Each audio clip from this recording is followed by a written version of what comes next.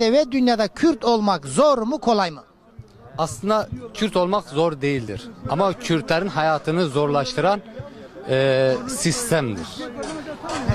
Mesela sistem şu anki mevcut olan Türkiye'de olsun, Suriye'de olsun, Irak'ta olsun veyahut İran'da olsun.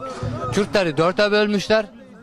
Dört parçaya bölmüşler. Dört parçada herhangi bir sesini yükselten veyahut bir şey söylemeye kalkan, bir hak iddia etmeye kalkan Kürtler dört devletin birleşip bunu bastırması, tıpkı Kuzey Irak'ta referandum dönemi gibi, Suriye, Irak, İran. Şu anki mevcut Şunu Suriye diyebilir durumu. miyiz yani Kürtlerin söz konusu dört ülke birleşip eziyor mu diyorsunuz? Aynen, kesinlikle bu zaten sistem zaten bunu baştan beri eziyor. Bu mevcut. Neden? Yani nedeni yok. Nedeni şudur.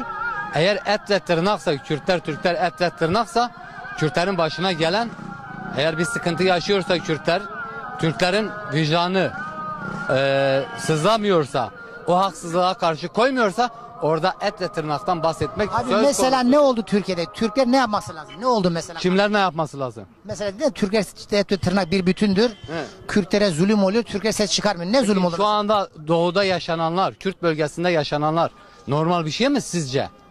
Doğru Ben bir şey mi? öğrenmek için soruyorum. Ya ben yani yaşanan gerçekleri aynaya bakıp görüyoruz. Aynada her şey görünüyor. Bunu söylemeye gerek yok ki. Şimdi doğuda her tarafa kayyum atanıyor.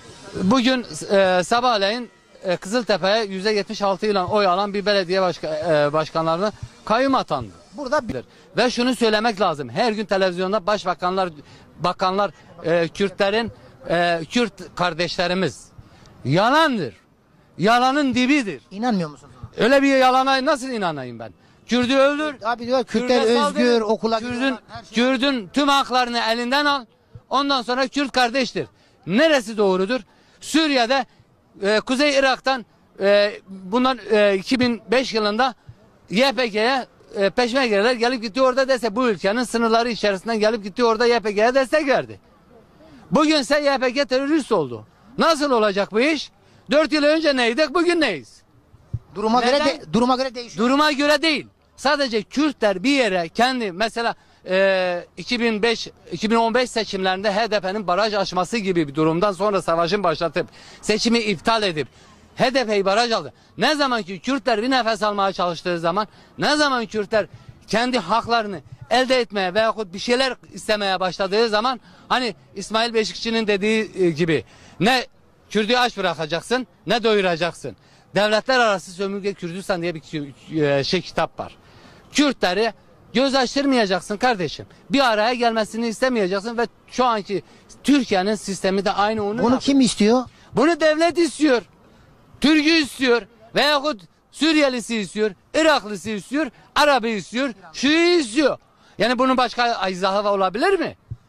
Çünkü biz yine sokak röportajı yapmıştık. Birisi dedi ki Kosova 800 bin nüfusu var. Biz Evet. orada devlet kurduk. Evet. Kürtler 30 milyon, devletler yok. Neden 30 olmasın? milyondan da fazladır. 30 milyon da yalan. Ne diyorsun? Tespiti yok. Tespiti yok. Doğru bir tespiti yok. 30 milyondan da fazla. Ama Kürtler bugün, ya devleti bırak. Artık insanlar sınırları aşmış. Biz 21. yüzyılda yaşıyorsak sınırları geç. Abi ne olacak Mesele peki bu durum? sınır değil. Kürtlerin durumu ne olacak? Mesela Türklerin veyahut Türkiye'deki sistemin Arap sistemine yönelmesi ve Arap kültürünü, medeniyetini bu ülkeye taşıması ve Kürtlerin bir yere varmaması, yani içindeki korku. Ya sen Orta Asya'dan gelmişsin, bu coğrafyaya yerleşmişsin. Kürtler seni misafir olarak misafirperverliğini yapmış. Kürtler daha önceden mi orada diyorsun? Tabii ki daha önceden buradadır. Tüm tarihi bulgular bunu gösteriyor zaten. Gitsin Türkler, gitsin Orta Asya'dan bu topraklara geldi. 1071'de. Bu tarihleri önce bir geldikleri yolu bilsinler. Tarihini bilsinler. Burada nasıl gelip Kürtler nasıl kucak altığını, nasıl onları misafir ettiğini, nasıl onlara sahip çıktığını, onu bir önce öğrensinler. Bundan sonra dönüp de Kürtlere zulüm yapsınlar. Eğer bu ülkenin sınırlarına kimse karşı değildir. Bu ülkenin bayrağına karşı kimse karşı değildir. Kürtler arasında öyle bir şey yok. Bugün bunu kullanarak, vatan millet edebiyatı yaparak Kürt'ü öldürüp de Türk'ü de böyle seyirci olarak göster. Ya bunlar teröristtir. Ya böyle bir şey yok. Bakın ben Bingöl'de esnaflık yapıyordum. Buradan oraya memur olarak atananlar ağlıya ağlıya.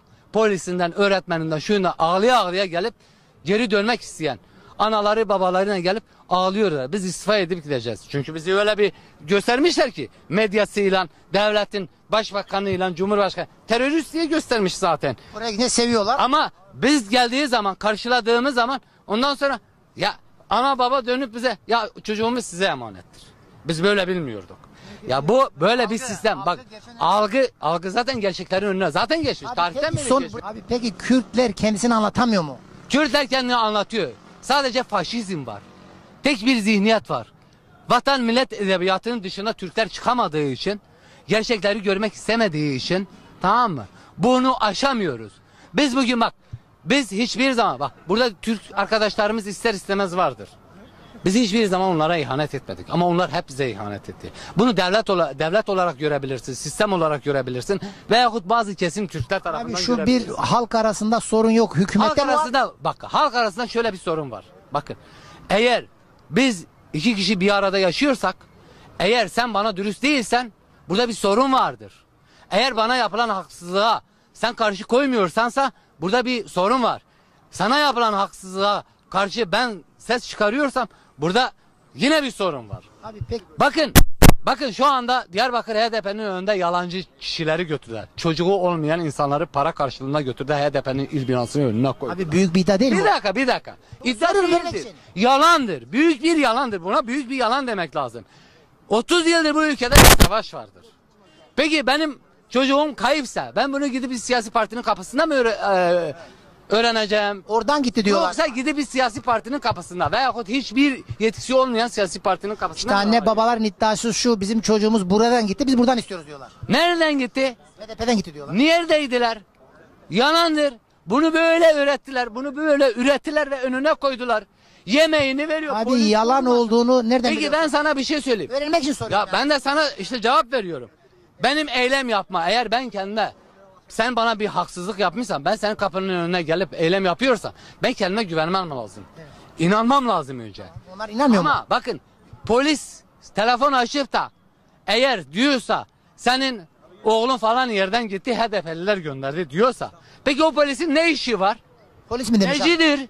Polis mi demiş anne baba? Kendisi o analar bunu zaten medyaya yansıyor. Kendileri konuşuyor.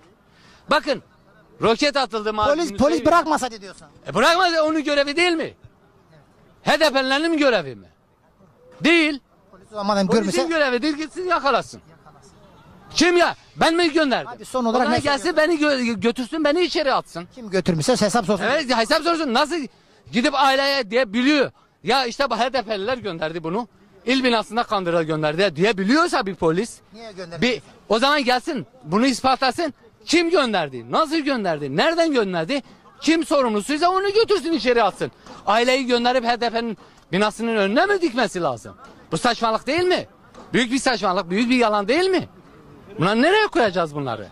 Buna hepsi yalan. Ama yalanla... Abi son olarak. Bakın biz şunu söyleyeyim. Yalanlarla biz bir yere varamayız. Bizim yalanlarla kardeşliğimiz olmaz, dostluğumuz olmaz, arkadaşlığımız olmaz. Yalan 2 gün, 80 yıldır yalan, 100 yıldır yalan söylüyoruz birbirimize. Birbirimizi kandırıyoruz. Keşke herkes senin Bakın Sayın Selahattin Demirtaş'ın bakın 10 tane mahkeme bak. Bak kaç sefer 2 sefer beraat etti. 2 sefer farklı yerlerden tutulama. Yine aynı milletvekillerimiz içeridedir. CHP'ye gelince ya sen